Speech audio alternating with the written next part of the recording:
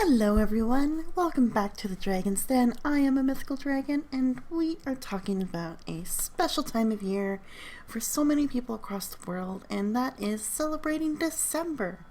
Whether you're someone who celebrates Christmas or Kwanzaa or Hanukkah, there are so many amazing and special traditions out there in this time of year that I thought I would share some of my own personal favorites of Christmas and holidays and what I like to celebrate, of course, and then go into some more of the traditional celebrations throughout the world. These are going to be, of course, Cliff Note versions of this because I did so much reading of it all that I was like, I feel a little contradicted upon some of the things I was researching, so I found a really good article that kind of does a really good job of just summarizing each little point of each holiday. And then moving from the proper traditional holidays, we're going to talk about some unique and quirky ones. And my favorite is one from Barcelona that involves poop. Not what you think, okay? Not real poop, but like the idea of poop. I'll get there. I'll explain it. But there's a lot of really cool things out there in the world, and this time of year I've been trying to get into the festive spirit and trying to feel like the spirit of holidays and Christmas and the new year coming up, and it hasn't really happened yet for me. I think it's because I've been working a lot lately and there's just been a lot of work to do, really. So I'm using this episode to get a little jingle in my step, hopefully, and begin preparing for the holidays, which I'm very excited for. Even if my holiday is only about 2 days off of work, I will take it. I will take it. Because normally I don't even get 2 nights off of work. I get 1 night. So however you want to look at it, celebrate what you can, and let's dive into some actual content now. So for me, the holidays. So my family celebrates Christmas, and it's kind of a mixture as to why we celebrate Christmas. A lot of my family is very religious, so they are definitely more Catholic, and so of course there's a lot of Advent and the traditional celebrations, prayer and honoring like their faith and all of that. So definitely a lot of that is part of it. Not my favorite part. Not dismissing or the importance of religion or faith this time of year. It's absolutely very important, especially for those who may not be doing very well and they have that to kind of anchor themselves and have that little support. Absolutely very important. I'm just not super religious, and it's just because I've done so much research in mythology and I like a lot of mythological things more than faith, and I'm just kind of a weird nerd that way. So I'm very much more agnostic than faith-based, but my family, though, is very traditional, so we definitely have a lot of prayers involved with us, and even when we open gifts, or right before we open gifts, we would say a prayer and honor, of course, all of the big story, of course, around Christmas and, Jesus Christ and all that kind of stuff. So my family does that quite a bit, but that's not my favorite part. Even the gifts aren't my favorite part, honestly. It's what I love about Christmas growing up, at least, before things got a little complicated, was having everyone together and trying to make each other smile. That was so important to me because there's a lot to not be happy about when I was growing up. But when you can put all of the family together and just have everyone laughing. My uncles were really big drinkers during the holidays, so they were always very entertaining to watch. Not so much nowadays as I'm an adult, and I realize, oh, okay, well, they're definitely drinking just to tolerate people. What a mood. What a mood. But no, it was just so much fun because the focus was on making sure the kids were happy, and that whoever in the family was having a rough time, they would also be boosted. That was my favorite part. It's just always trying to find a way to make someone smile, celebrate something at least, and to just forget about the world for a little while, for a few hours, over dinner, over opening gifts, presents, all that kind of stuff. The other favorite part of Christmas for me growing up, not so much in the last few years, but growing up for sure was the actual Christmas dinner. Now, we were very traditional. We would have, the turkey, the stuffing, the yams, the potatoes, the asparagus, the Brussels sprouts, the whole works. And it would be all spread across my aunt's huge table. So my aunt lives in acreage and just outside of, oh God, it's a debate. She kind of lives between two cities. I think she herself says that she lives closer to Millet than the other city. But anyway, maps are weird. But she had this really amazing really gorgeous big table that would be able to be extended to fit all of us around the table. And the food would be laid out all across the table. There was beautiful candles. My uncle who married my aunt. So yeah, that's the relationship there. My aunt is my mom's sister, and brother-in-law, all that stuff. He is very German, so he has a lot of German traditions that he likes. So we had German candles on the table, and then the crackers that you would split up. I know those crackers are quite popular across Eastern Europe too, where you would twist them and then they would pop open and break. So you would definitely do that. We would do the prayer first, of course, to honor the faith and that kind of thing, and then we would crack open those crackers, put on the crowns, and then all of us would go around the table what did you get? What did you get? I got a compass. I got a marble. I got a little I don't even know what they have in there anymore. They got a lot of cool things. Pens, a little deck of cards, little gifts like that. And then there was always that joke.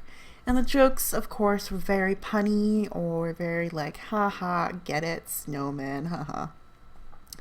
But we'd still laugh at it and, share. We would go around the table and share the jokes. And sometimes some of us would be oh my gosh, I didn't expect that. Other times all of us were yeah, that's so great. That was always so much fun. It was that cracker tradition, and then diving into food. And you know how in certain restaurants they have those big large tables that you would rotate to spin around if you wanted something, if you wanted some crackers or whatever. They have those large spinning tables. We didn't have that, but it felt like that because we would share the food around the whole entire table, make sure everyone had food on their plates or had a little bit of everything, of if they liked it or not.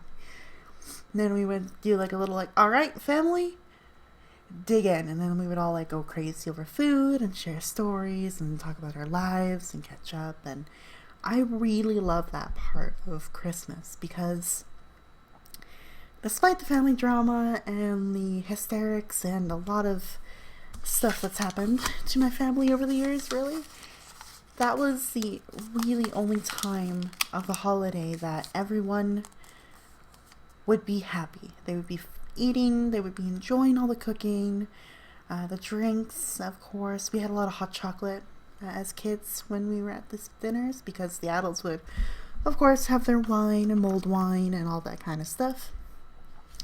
But we would have hot chocolate or water or fancy juices to kind of make it look like the adults drink sometimes. I know that was my favorite thing to do as a kid. Was yeah, sure, pour me a glass of like pink lemonade and make it look like a rosé wine and put it in a wine glass. And I was that kid. I was very weird. But it was my favorite time of year, is that big family dinner. And as I grew older, those family dinners became a little more separate because my parents ended up getting divorced when I was quite young. But that was even more exciting for me because we would have two of those huge dinners. Two ways to really connect with our families and forget about the drama in the world. And it was just a great way to connect with other people. And that was my favorite part of Christmas. Not the presents, not even just the build up to it or the decorating of it or even the Christmas music. It was just finally being there with your family who, was supposed to love you and care about you, and you can feel it during those moments, like during the holidays.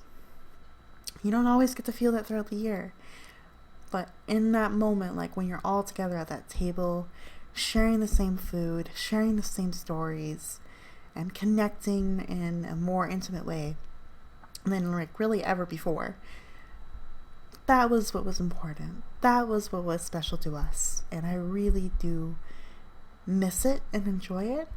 And that's something I want to really, if I ever do have a family of my own one day, or even if who knows what happens down the road, that's something I want to keep doing. Now, this year is a little, of course, different. We have COVID, of course. The last couple of years have been really, really different. I was fortunate last year. I was still living with my mom, stepdad, and little brother. So we had the proper traditional Christmas kind of like little mini dinner with just the four of us because, again, couldn't really go out with family, and the cases were intense last year, and it was just the four of us really, and we still made it work though, and that's really good. You know, we still had that kind of traditional feast, and it was all right. It went off without a hitch, really. And then this year is even more different because with COVID, my aunt was going to be really amazing. So this is my Aunt Sarah. She lives here in the city. Not my other aunt who lives in the middle of nowhere. She was going to do like a little drive-by, so we can do like a drive-by visit, and then those who felt comfortable to stay for dinner could stay for dinner. That might change because, unfortunately, with the nature of my aunt working, and actually my entire family is basically working right now, there's been some close contacts with someone who's gotten COVID, and now all those plans are really up in the air.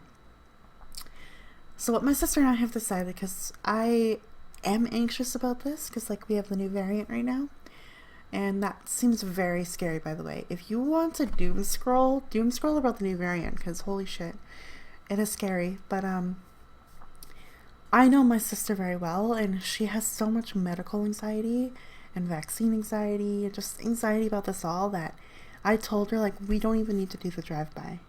If you're not comfortable because our family have been in close contact with someone who's had COVID, we don't have to go.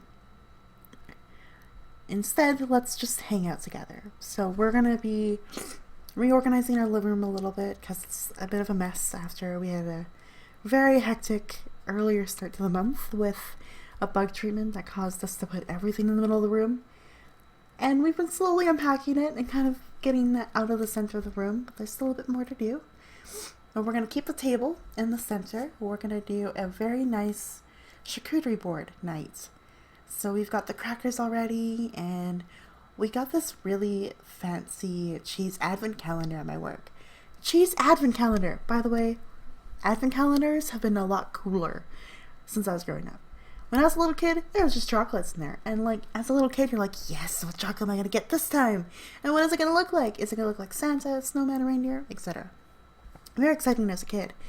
But now that I'm adult, yes, I like chocolate, but oh my gosh, you can get like facial mask advent calendars now. You can get like makeup advent calendars, cheese advent calendars, wine advent calendars, beer advent calendars. Advent calendars have really gotten cooler over the years. I just want to say this right now. But anyway, back to charcuterie night. My sister and I both got a cheese advent calendar each.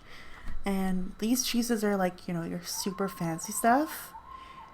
Oh, hi, I live downtown. Sirens for days. But really fancy cheeses. Like there's like brie and camembert and goat cheese and all like 9 different kinds of cheeses throughout this advent calendar. So we're going to crack open these advent calendars together on Christmas. Lay out all those cheeses on our charcuterie board. We've got crackers. I've got some... I got some tapas meat from like Spain. Like at my work we have a little bit of that selection, so it's gonna be like your fancy salamis and like proper Spanish meat. For myself, my sister's a vegetarian, so we're gonna have some veggies and fruits and crackers and cheese, and for me, the fancy salami. And we're gonna have a really great time having a charcuterie board. My sister doesn't drink very much, or even at all, I think. Yeah, no, she doesn't drink at all because of some medication she's on, but she's gonna get herself some of the fancy, like, non-alcoholic beverage, basically, like some fake red wine, I think is what she wants, or fake white wine, I can't remember. And I'm gonna get a bottle of rosé, because I like rosé. I feel like that goes with a lot of good stuff. And we're gonna celebrate together. We're gonna have like a charcuterie board night on the table, probably put on a bunch of really cheesy Christmas movies, because Even though they are very predictable and very, cheesy, they're still like a feel-good kind of thing. So we're probably going to do that and snuggle up with our 2 cats and have a Christmas together. And I'm happy about that. I'm really lucky I do have her and I'm not on my own. It just seems so small scale compared to everything. But at the same time, it's better than nothing. I know there's so many people out there who won't have like a proper normal Christmas this year. So it's, I gotta take what I can get, and I'm really grateful for it. And that's what Christmas will look like for us this year, is kind of really small scale, but kind of nice and intimate.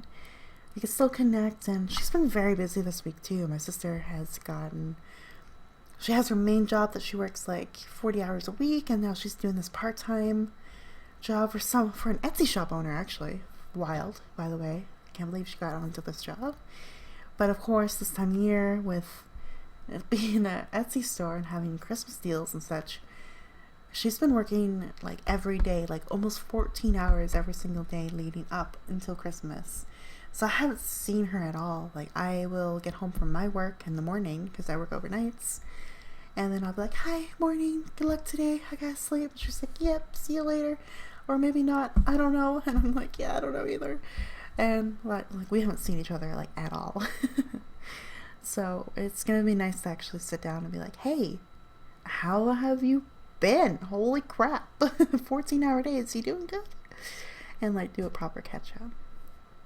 So that will be nice. But that's usually our Christmas traditions.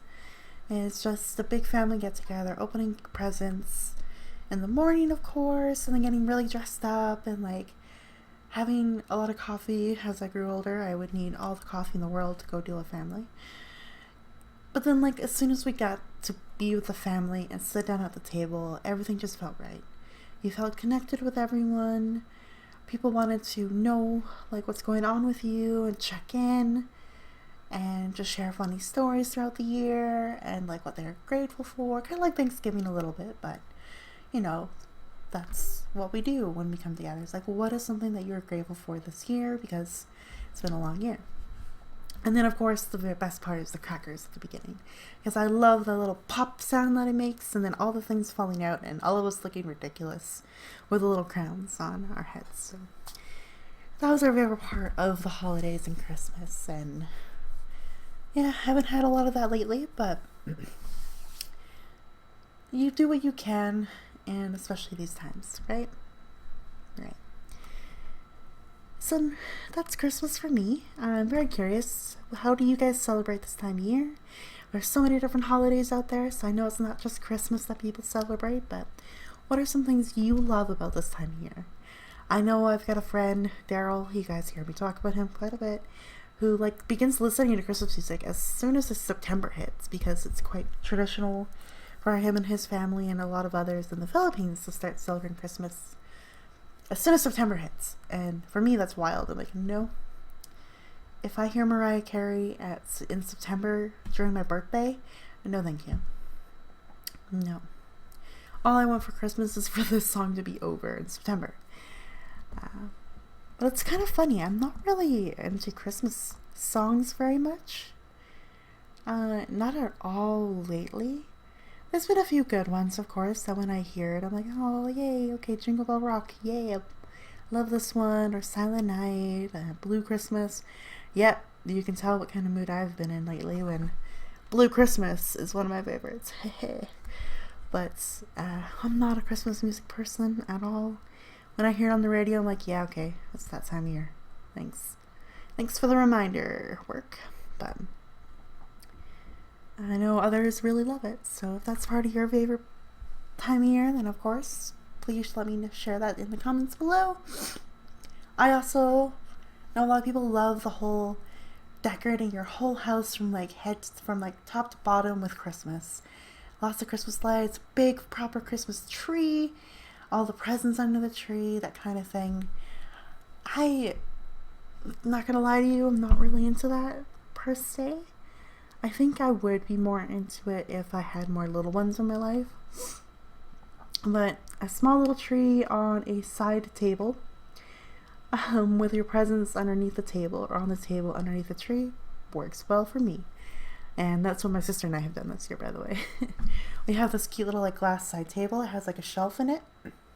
And so my sister's wrapped up all of her gifts already. I haven't. I need to do that. And has put it underneath on the top part of the little side table where the tree is. And then I get to put my presents on the bottom shelf. So it's kind of, instead of elf on the shelf, we've got gifts on a lift. Kind of works. I'll workshop that. Yeah, that's all I need for right now. If I had little ones in my life or anything like that, I would want like maybe the whole deal. But a little tiny Christmas tree with a cute little star on it and gifts on a table works for me. But if you are someone who loves decorating, let me know, because I could use all the tips in the world on how to do this better. Yeah. Okay. That is me. That's how I celebrate Christmas normally, and what I'm doing this year to make it a little more Christmassy, or kind of like Christmas for us. So now I'm going to dive into how other people celebrate in December. So the article that I'm reading is from a blog, and it's kind of cool. It's cool. Like I said, it's a Cliff's Notes version. So if you want to know more about these holidays or what's going on, take a look at it yourself and just kind of see what it is, get a feel for it, because they are very unique. Like, I was reading more about Kwanzaa recently, and I'm like, whoa, I had no idea. Very cool. What I like about this article, though, is that it talks about Christmas, Hanukkah, Kwanzaa, Boxing Day. I guess I'll tell you about Boxing Day. And then Omisoka, which is like a New Year's Eve thing in Japan. So, very cool. But what's interesting about this article is that it talks about Christmas, and so it talks about the Christian faith, and then it talks about how most people in the world celebrate Christmas, and then there's some unique quirkiness to some of the regular traditions. So I will talk about that here a little bit, because it's really cool. In Australia and the UK, they have a couple different things. Same with Iceland too, so it's very fun. So let us begin. December holidays around the world. We have Christmas, of course. So in the Christian faith, Christmas is the historical celebration of the birth of Jesus Christ. Whether celebrated for this religious reason or solely as a cultural celebration, Christmas traditions vary around the world. While Americans celebrate with Christmas trees, visits from Santa Claus, and dreams of snowy landscapes, Christmas falls during Australia's summer, where it is popular to go camping or to the beach over the holiday. Isn't that wild? Could you imagine going to a beach on Christmas? I shouldn't say could you imagine. I have done that when I was in Spain. Anyway, carry on. But like, they go camping or go to the beach over Christmas. Isn't that crazy? I mean, it's crazy for me because I live in a very snow-capped country, Canada.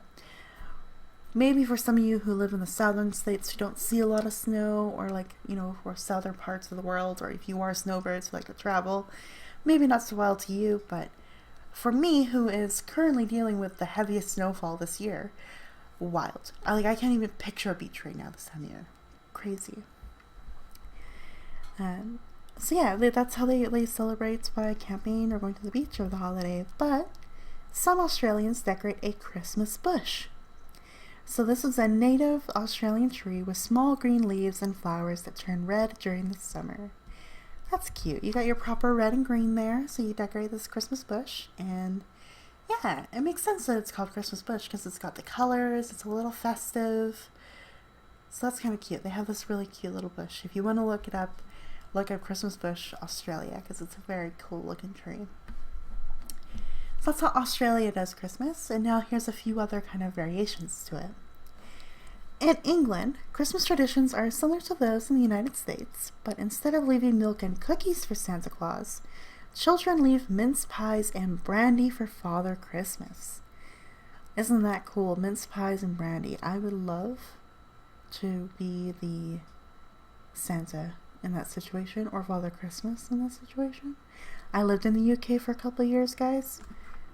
Mince pies and brandy is where it's at this time of year.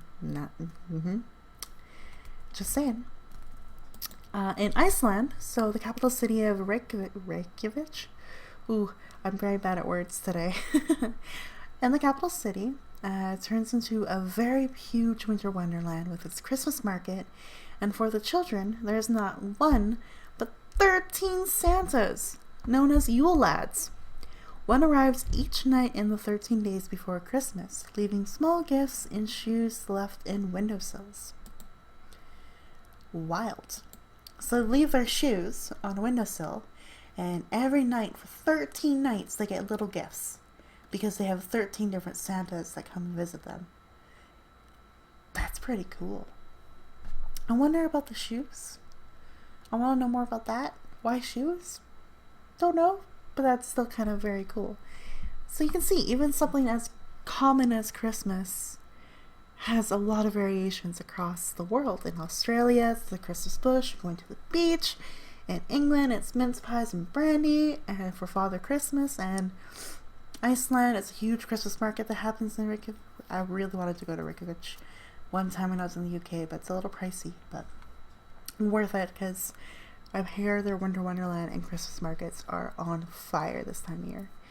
And then, yeah, the 13 Santas. 13 Santas! Very cool. I think that's really unique. Yule lads. I gotta remember that. Yule lads. So yeah, that is Christmas and how people celebrate it a little bit across the world. Now we're moving into Hanukkah. So I love Hanukkah a little bit. I learned more about this when I had to teach religious studies last year. No, 2 years ago now. Oh my gosh. We've been in this pandemic too long. Anyway, Hanukkah is very cool.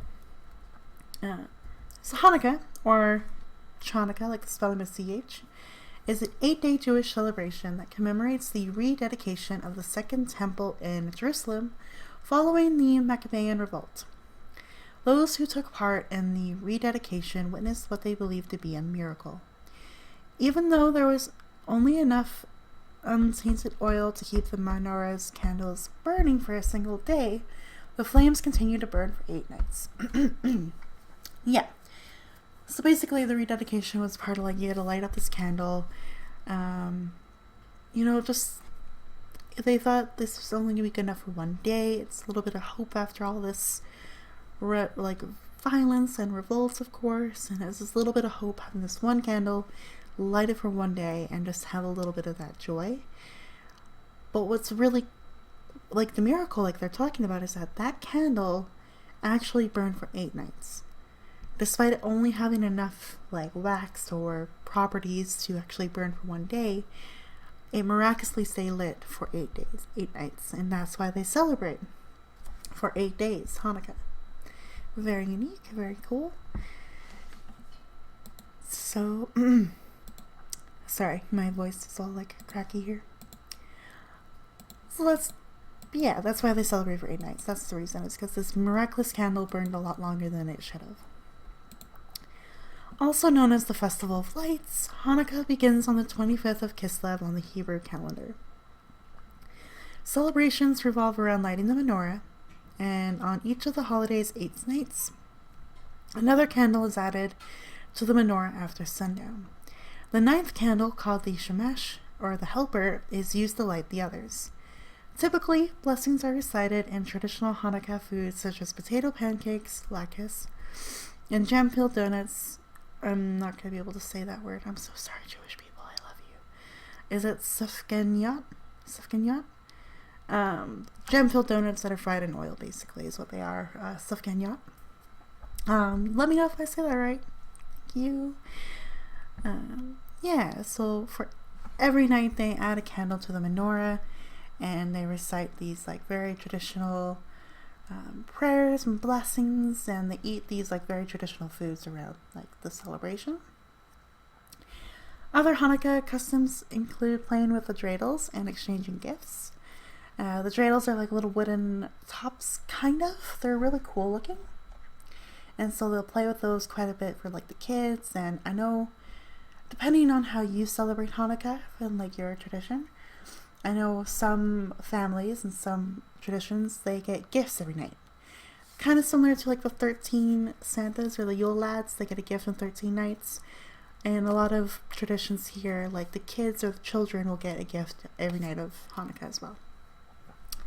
So very, very cool, very interesting. And I like the Festival of Lights. There's also Diwali. Doesn't quite fit in December. It's usually a November holiday. But it's again a Festival of Lights and celebrating lights and life. And it's a really beautiful celebration. And in the UK, there's a lot of people that celebrate Diwali because a lot of people do tend to come from like India or that part of the world, and a lot of like fireworks and lights, and it's a really beautiful like celebration. And Hanukkah is kind of like the Jewish equivalent of that, which is very cool. Not the same thing, quite a little different in like their traditions, but again, the idea of light and life and blessings, kind of similar in that regard. Now, Kwanzaa. This one's interesting because it's not sort of born out of a faith, really. It's born out of culture and borrowing different things from other like religious ceremonies this time of year, and they've kind of made it their own. It's very kind of cool. Reminds me of the English language. We borrow phrases from other languages all the time, and then we call it English. Kwanzaa's a little similar, but I still think it's really cool, so I'm going to read about it here for you guys. So, Kwanzaa was created by Dr. Maulana Karenga in 1966 after the Watts riots in Los Angeles. He founded US, which is a cultural organization, and started to research African first fruit, or the harvest celebrations. From there, he combined aspects of several different harvest celebrations to form the basis of Kwanzaa. So really, this person here just kind of went back to the roots of African celebrations when it comes to the harvest or the end of the year and that kind of season, and grabbed all of the things that he sort of researched and found about and like kind of put it all together to celebrate this amazing holiday or celebration of Kwanzaa. So the name Kwanzaa comes from the phrase Matunda ya Kwanzaa, which means first fruits in Swahili. Each family celebrates Kwanzaa in its own way, but celebrations often include song and dance, African drums, storytelling, poetry reading, and a large traditional meal. On each of the 7 nights, families gather and a child lights one of the candles on the kinara. Then one of the 7 principles, or the values of African culture, is discussed. An African feast called a Karamu is held on December 31st. So very cool. So you can see how it borrows a little bit of other traditions like the candles, and it's 7 nights, not 13 or 8. It's 7 nights, but you can see how the 7 is important because there are 7 key principles or values in African culture. And so when they light the candle, instead of doing like a little prayer or a blessing and eating food around it, like in Hanukkah, for example, they would actually discuss these principles and what it means to them, how to instill it in their children and in their faith and in their everyday. It's a very beautiful thing. It's very cool. And I love the idea of bringing an art to this time of year. So that art form of like song, dance, drums, storytelling, poetry reading. I love that. I'm an English teacher. I find that fascinating and amazing. But it's so important to keep oral tradition alive, and I think this is a great way for a lot of African cultures to do that. So it's very, very cool. And then the feast, anytime a holiday has a big feast involved, I'm happy. I like food, if you couldn't tell. Moving on. So that's the celebration of Kwanzaa and how it was started, the traditions around it, and how people celebrate it, usually. Now, of course, this is, again, Cliff Notes version of each of these. So if you have more information, or if you want to tell me how you celebrate this time of year, let me know in the comments, because I love learning more and more and more. Now we have Boxing Day on this list. So a lot of my North American friends, we know what Boxing Day is, of course. And for those that don't live in like this part of the world, you probably have heard it anyway, because of Boxing Day sales or online sales and that kind of like consumerism, capitalistic culture, whatever. But let me tell you a little bit more about why this holiday came about. How did Boxing Day even exist in this world? So Boxing Day takes place on December 26th. It's only celebrated in a few countries. The holiday originated actually in the United Kingdom during the Middle Ages. A long time ago, Middle Ages, like, think 1200s? No, probably even older than that. It's been around for a while, man. Middle Ages. Crazy. So, in the traditional sense, it was the day when the alms box, or collection boxes for the poor, often kept in churches, that's what they are, alms box, so collection boxes for the poor that were kept in churches, were opened and their content distributed, a tradition that still happens in some areas of the United Kingdom. It was also the day servants were traditionally given the day off to celebrate Christmas with their families. So again, it's a day that was meant to be very charitable. We had all these churches would gather donations from the better off families, or even supply things themselves as clergy. And on the 26th, after the regular traditional celebrations were done in most parts, or for the noble folk or better off folk, people would come to these churches, open up these boxes, and go see these poor families and give them a lot of these little gifts, or just ways to help them out and get them through the holidays. So it's supposed to be a very charitable thing. And then, of course, if you were working as a servant or a maid or a butler or all those different things, you would get this day off from those services, so you could spend time with your own families and celebrate Christmas then, basically. A very cool origin there. I really like it. I love the idea of charity. Fundraising, volunteering, all of that. I'm all for it. I work very hard towards it all the time. So I really like that that's the origin of Boxing Day. It's so important to learn that and know that. However, it has shifted and changed to something a lot different lately. Boxing Day has now become a public holiday in the United Kingdom, Canada, Australia, and New Zealand, among other countries, usually in the Commonwealth. Wink, wink. Or, America too, I guess. Not in the Commonwealth. Anyway.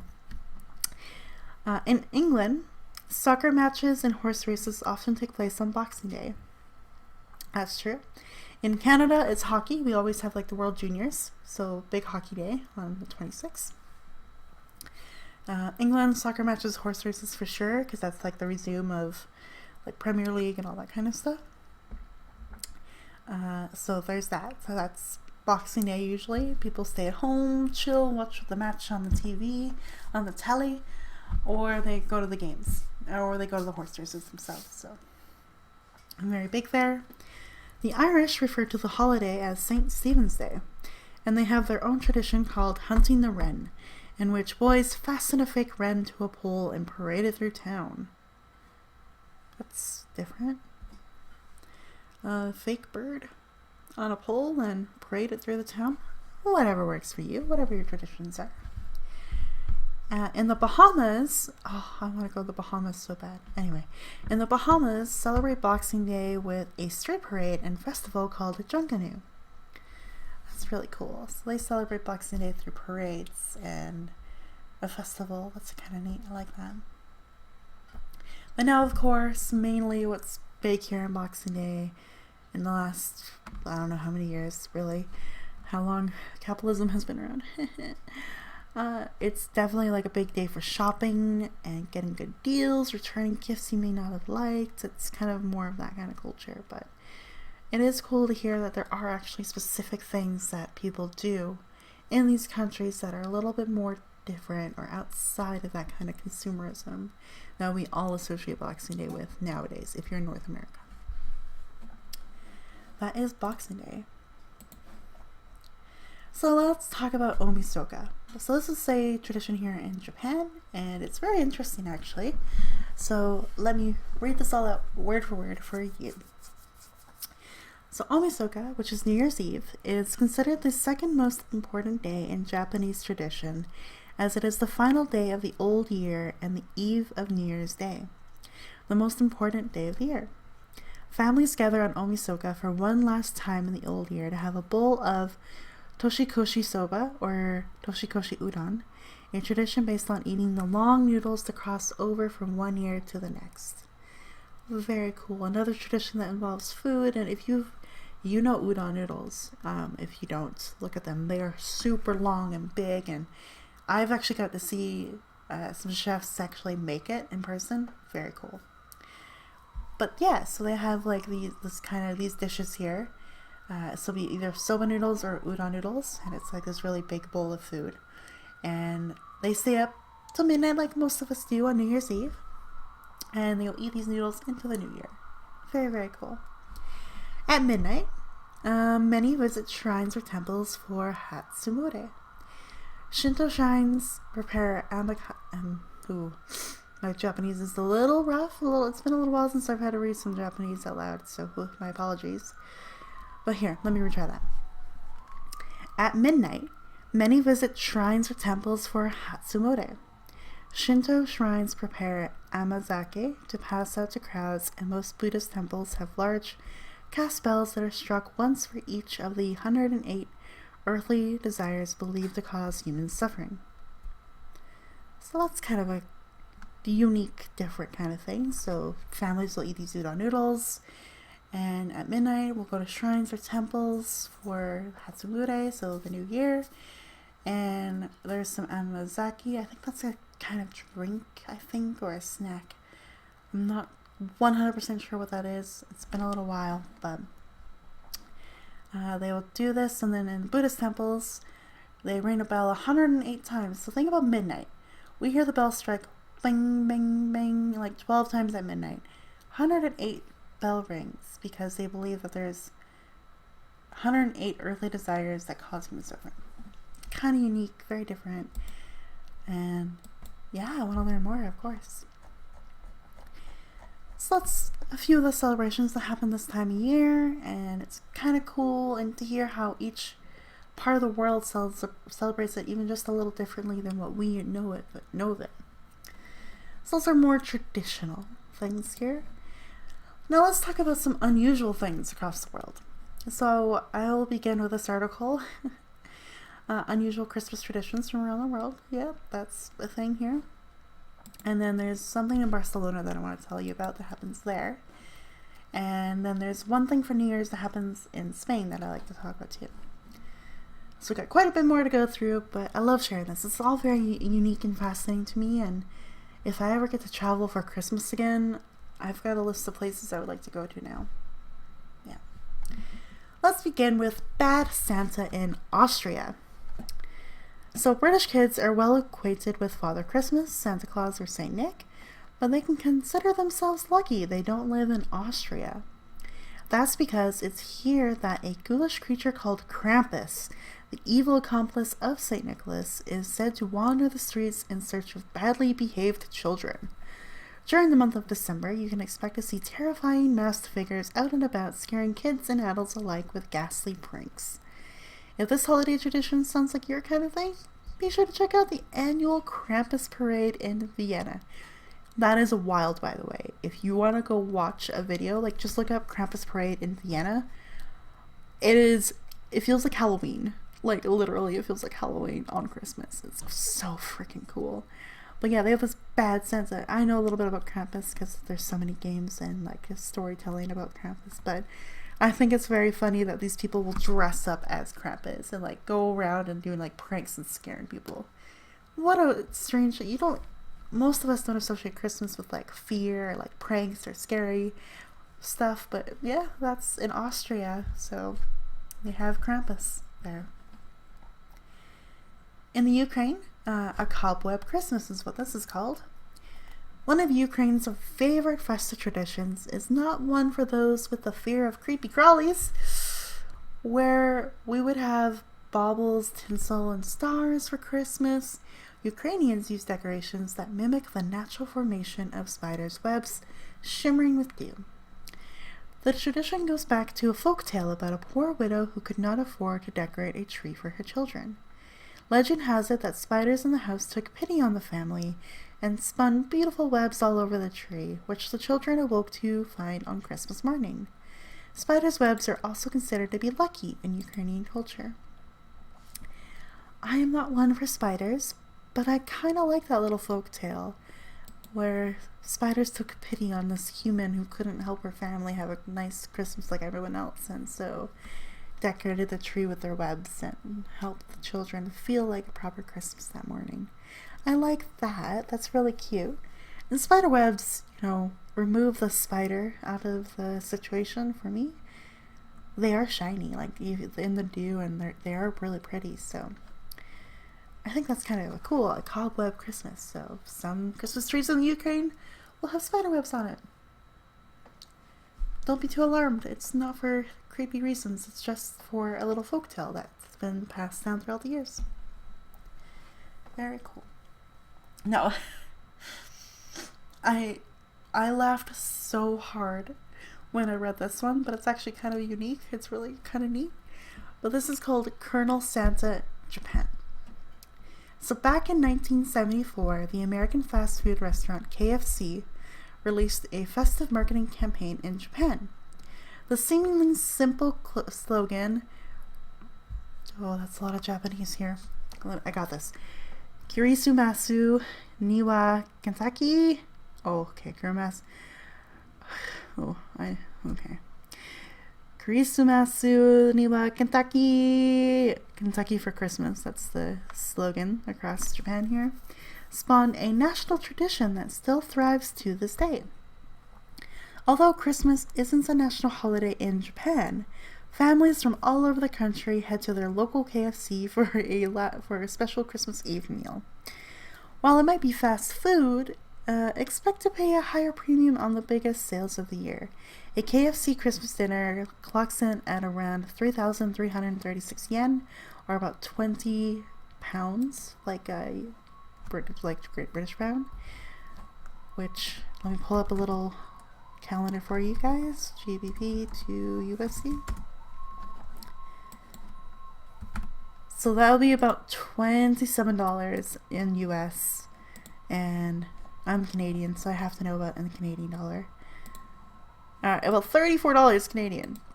So a big proper KFC turkey, like chicken dinner in Japan would cost about that much. But people still go. That's quite crazy. So if you're in Japan for the holidays, you might expect your local KFC to be very busy. Colonel Santa. Okay.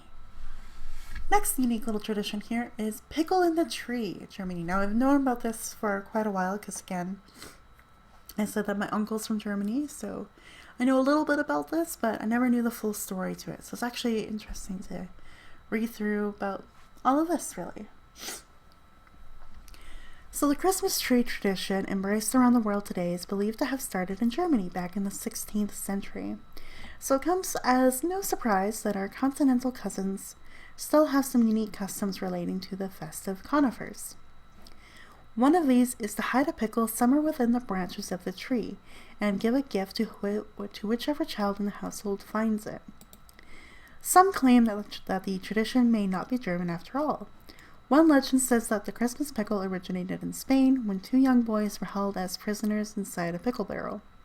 The heroic St. Nicholas rescued the boys and brought them back to life.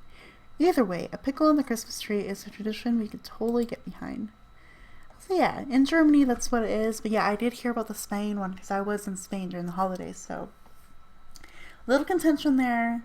Don't put a German and a Spaniard in the same room and ask them to talk about it. They get a little heated over their traditions, so careful. But yeah, so you hide this pickle in a tree, and if you find it, or whichever kid in the family finds it, gets an extra gift, or a little special gift. I think it's kind of cute. Now,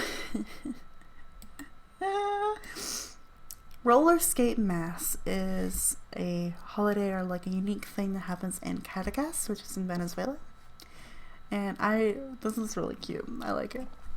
In the Venezuelan capital of Caracas, swaths of city dwellers make their way to Mass on roller skates every year on Christmas morning.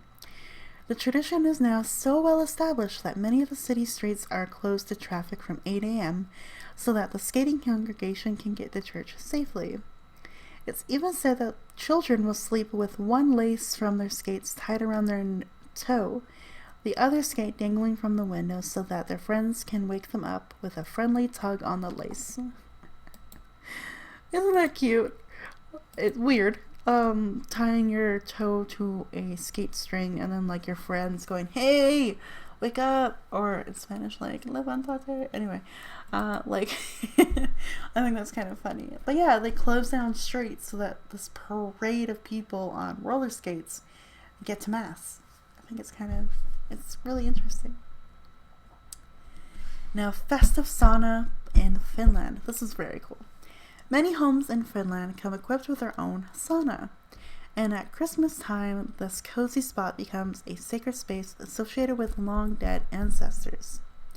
On Christmas Eve, it's customary to strip naked and take a long and respectful stint in the sauna, which is also believed to be home to the legendary sauna elf.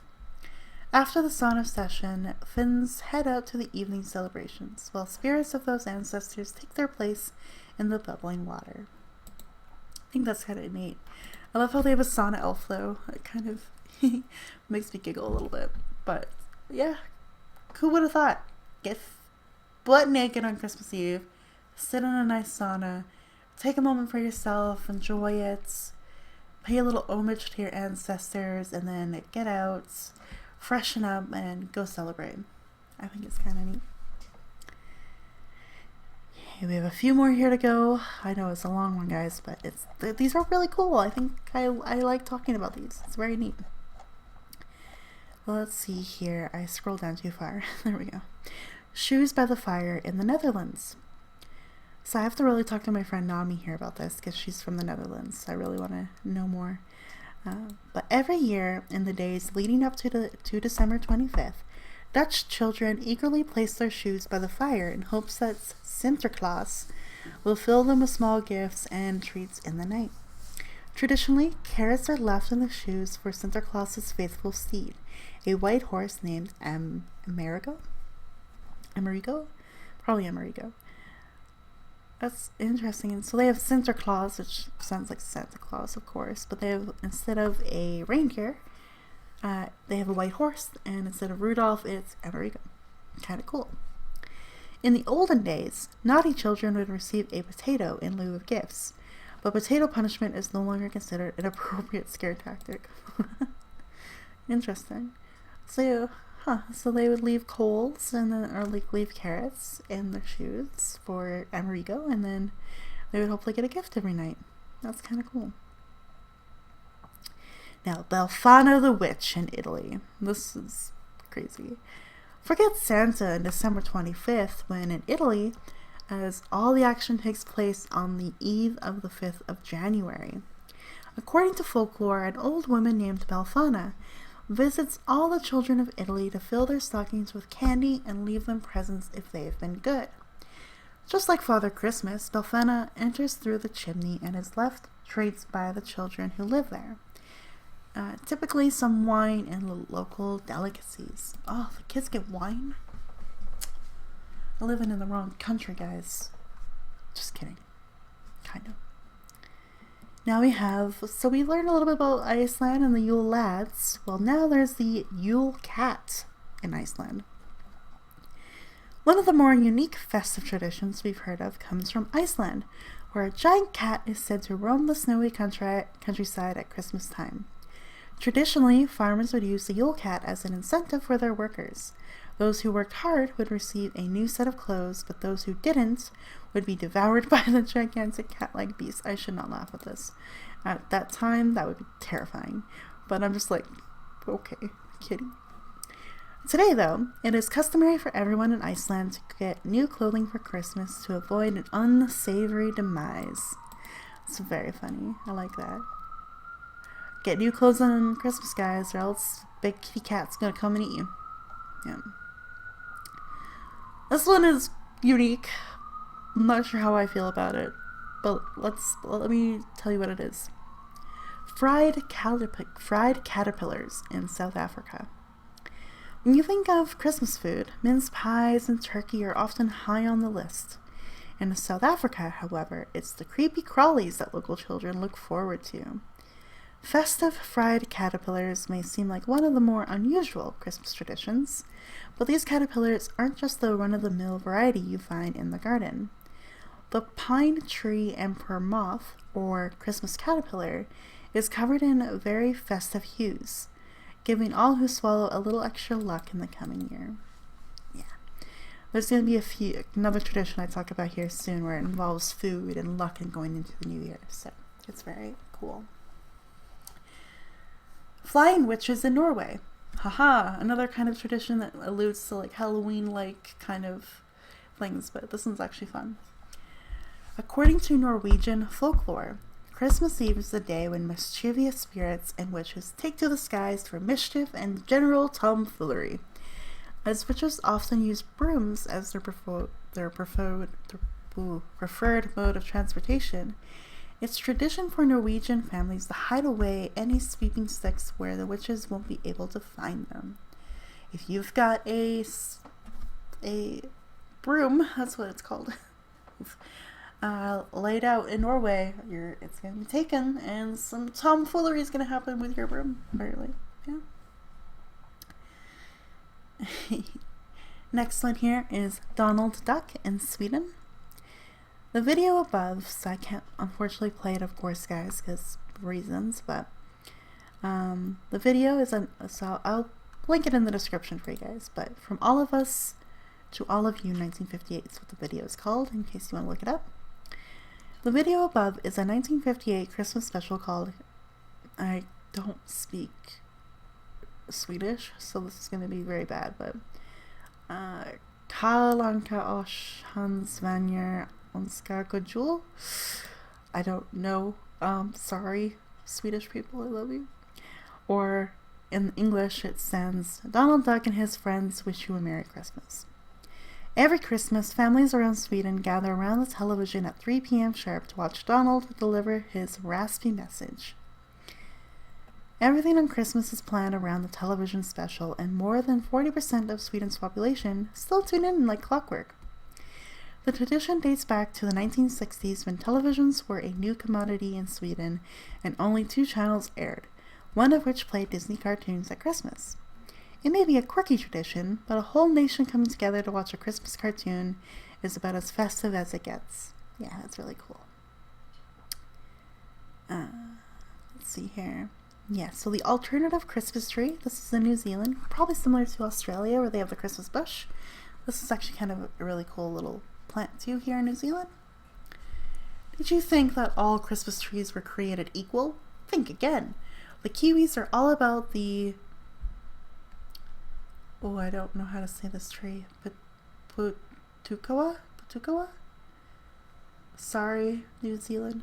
A beautiful tree that is native to New Zealand with gnarled roots and bright crimson flowers. The first mention of this tree came from Austrian geologist Ferdinand von Hochstetter in 1867.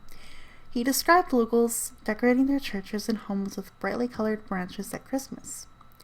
Today, the tree is a recognized symbol of Christmas around New Zealand and is featured on Christmas cards, decorations, and even in the Christmas cards that children, or Christmas carols that the children sang at school.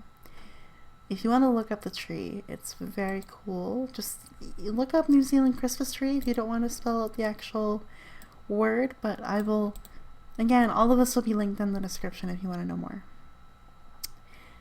The Yule Goat in Sweden. This is where we leave off here, and then I move to Barcelona and Madrid, or Barcelona and Spain. The Yule Goat in Sweden. Here we go, Yule Goat. So we got 2 cool ones here in Sweden. The Yule Goat. Last but not least, we have one more Christmas tradition from Sweden, which may just be the oldest tradition still celebrated on the list. The Yule Goat dates back to at least the 11th century, where there are mentions of a man-sized goat figure led by St. Nicholas, who had the power to control the devil. The Yule Goat, as you can imagine, has changed quite a bit throughout history. In the 17th century, it was popular for young men to dress as the goat creature and run around pulling pranks and demanding gifts. By the 19th century, the goat became the good guy, a giver of gifts. Instead of Father Christmas, men in the family would dress up as the goat and give gifts to the entire family. Today, the man goat is no longer and the Yule Goat has taken its place in modern history as a traditional Christmas ornament on trees throughout Sweden. In larger cities, giant versions of these goat ornaments are created out of straw and red ribbons. Oh, that's kind of cool. I would like to get a gift from a goat. I've just decided this now. Yeah. That's some really unique, cool things there on that list. So again, just Christmas is celebrated in so many different ways across the world, and it's so cool to kind of go through these and share how people have quirky celebrations everywhere you go.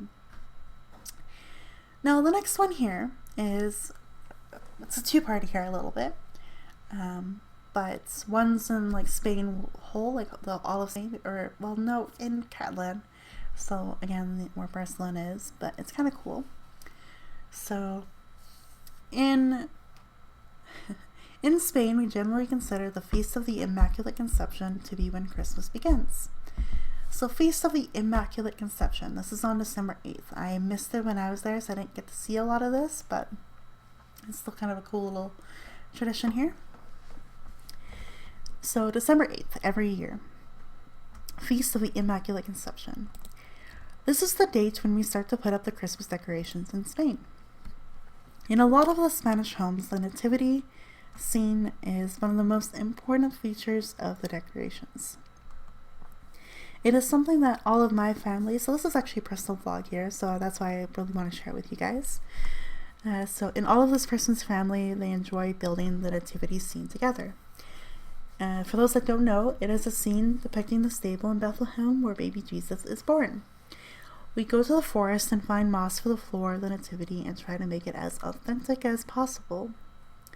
The Caganer is a feature of the nativity scene that you only see in Catalonia. So this is in Catalan, Spain, so think where Barcelona is in Spain, that region. So the Caganer is a very important feature of this nativity scene. It is a figure of a Catalan man wearing traditional Catalan clothing. He is squatting with his trousers around his ankles and pooing. Yeah, that's right, pooing. This may seem strange, but it is a custom from the 18th century. His poo is seen as a sign of good luck as it fertilizes the earth and ensures a good harvest for the coming year. So these little figures are very cute. If you want to look them up, I'll probably share this article to you down below, but a Caganer. So yeah, you'll have this beautiful nativity scene. Of course, if you are like Catholic or Christian, this is really important. The birth of baby Jesus, and it's a very lovely scene. But then you'll have these little Catalan figures, these little Catalan guys with their trousers down pooing in the middle of the scene. It's kind of funny, kind of unique. Now actually extending past this a little bit, in Barcelona for sure, and in other parts of Catalonia, they have something called Kagatiyo. So Kagatiyo also comes out during this Feast of the Immaculate Conception. So again, part of the same sort of story here a little bit. Let me explain what a Kagatiyo is though, December 8th. It is a small log with a smiley face wearing the traditional red Catalan hat, the baratina. The name Kagatiyo means poo log. Every day children look after the Kagatiyo between the following dates, December 8th all the way to Christmas Eve. They cover him with a blanket, so this log figure, they cover him with a blanket to make sure that he is warm, and they feed him turon every evening. So it's hard to explain turon to most people. Yeah, it's like a nougat, like a candy nougat. It's kind of cool. It's really nice. Yeah, it's usually made of like honey, toasted almonds, and it's kind of like a really nice little nougat. And so they feed the Kagatiyo this. So yeah, so they feed the turon every evening, cover this little log with a blanket, and they do this every evening to ensure that he is nice and full so that he poos out a lot of treats on Christmas Eve. That's right, they feed this little wooden log a bunch of little treats so that he gets more and more full for 16 days straight. And then on Christmas Eve, after the large dinner, the big meal that they have on Christmas Eve, the dessert comes courtesy of Kagatiyo. The children are given a stick with which they hit the Kagatiyo. They sing a special song. Kagatiyo avanyada si toro, sino los cagar, et donanum un cop de pala. I don't think I said that quite correctly, but it's kind of Spanish, so. But yeah, that song translates as Kagatiyo, hazelnuts and turon. If you don't want to poo, we will hit you with a stick. So the children then reach inside the Kagatiyo's blanket and find sweets and small toys, similar to the sorts of treats that children receive in their stockings from Santa Claus. So it's a really cute little thing here where they feed this little log. So by the way, feed is like they put it in the log basically. And then they go to bed and the parents, take care of it. Or it gets more and more full, and then after dinner, everything's put away, clean up, they brought out the Kagatiyos, and then the kids are like, oh my gosh, the Turon's gone because our Kagatiyo ate it. And then he has all these little treats and gifts for them afterwards. Very unique, very cute little tradition, very neat. Again, has to do with poop. So I wasn't wrong at the start of this podcast episode. It has to do with poop. Poop for harvest and poop for treats. That's a great way to go. So I'll make sure to put this article down below if you want to know more about Kagatiyo or the Kaganaires. It's very fun. Last but not least, I want to share about something kind of cool for New Year's Eve. So in Spain, back in 2018, I went to Spain for almost 2 weeks to travel and celebrate Christmas kind of on my own. And I've always wanted to go to Spain. And it was amazing. I was in Barcelona, so I got to hear a little bit about the Kagatiyos. And there was one family, I remember in the hostel I was staying at, or near the hostel I was staying at in that little plaza square, one family is just like, what did Kagatiyo get you? This is all in Spanish, guys, so I'm not going to speak Spanish to you right now. And the little kids are like, oh, lots and lots of gifts. So that's the only thing I was able to translate, by the way. Lots and lots of gifts. So I heard a little bit about Kagatiyo literally when I was in Barcelona. But New Year's is actually quite cool in Spain. So on New Year's Eve, if you go walking around like I did, there are little stands, little shops basically that sell a cup of grapes and champagne or any kind of alcohol you want to choose to celebrate. And in Spain, it's tradition that when it comes to New Year's, you go to whatever plaza that's celebrating it. I think I went to the Plaza del Sol in Madrid. I think so. But I knew that it was important to buy a cup of grapes and to have an alcoholic beverage to celebrate. So all of these people in Madrid, when I was there, went down to the big square and we would count down the New Year's Eve. There'd be lots of performances, music, dancing, celebration, all of this kind of really typical kind of New Year's stuff. But what was important was when the clock struck midnight, they had a little tradition where for every bong, you know how it does the 12, bong, bong, bong, bong, like that. When the clock rings out the 12 bongs, you have to eat one grape per bong. And you have to eat them quickly. And if you're able to eat all 12 grapes on the 12 bongs, it means that you're going to have a very lucky, prosperous, and healthy year. Roughly that. There's a little bit more to it, but that's kind of what I gathered from the conversations and things I heard at my own hostel and kind of through wandering around Madrid. And I unfortunately started to get a cold on New Year's Eve that year. I had done a lot of traveling at that point. I was pretty exhausted, physically and mentally. And again, I was trying to practice my Spanish and all of that, strain a little bit kind of led to me getting sick on New Year's. And I really wanted to try these grapes though, but at one point, because my throat was sore, I ended up choking on a grape and I just couldn't finish it. And I'm like, I wonder if that's what led to a stressful 2019. But anyway, it's a really cool tradition. But you literally look all around you as you're eating these grapes and there's families going, cheering them on, come on, go, go, go, go, vámonos, vámonos, vámonos. And getting the kids to eat the grapes and it's just so cute. And then after you finish the grapes, you'd have a glass of champagne or a glass of wine or whatever you chose to drink and celebrate. And then, of course, the party kept going on, and it's really cool in Madrid. They had a lot of projections, Happy New Year, Feliz Año Nuevo, 2019, and a lot of kind of lit up signs and kind of projections and little dancing and music, and it was a party after we got through that little tradition. So it was very fun to be a part of. I failed because I was already feeling a little sick, but I stayed out for a little while, finished my champagne. I got a little tiny mini bottle of it when I was in Madrid. finished all of that up, ate my grapes, walked around, danced a little bit, celebrated, and listened to the conversations, and people were wishing each other, like, I hope this year you get, like, that new job, or I hope you get this, or I hope that, like, da-da-da-da. Like, it was all, like, really cute hearing, like, everyone, like, I wish this would happen for you this year. I hope you get this, or I hope you do that. It's very, very cute and a lot of fun. And then there's definitely those that were like, party! Like, a lot of people were, like, screaming, but, like, fiesta! Like, it was a lot of fun. Madrid is a hoot for New Year's Eve if you want to go. But make sure you get a cup of 12 grapes and a thing of alcohol, because that's very common and very important, a part of the New Year's celebration in Spain.